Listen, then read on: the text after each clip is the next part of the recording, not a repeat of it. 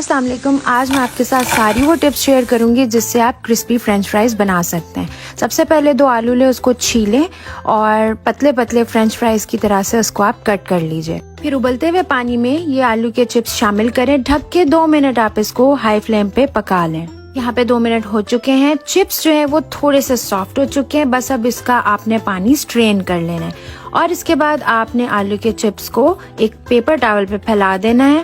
5 minute میں نے اس کو ٹشو پہ رکھا. آپ شامل کر دیں نمک، تھوڑا سا کارن فلاور. اس سے چپس بہت ہی خستہ بنیں گے اور ان کا کلر بھی خراب نہیں ہوگا. تیل میں نے گرم کر لیا تھا. اب اس میں بس آپ نے چپس کو فرائی کر لینا ہے.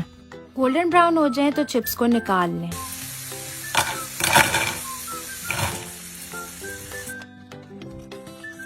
ہوم میڈ کرسپی کرنچی بہت ہی مزیدار فرینچ فرائز تیار ہیں.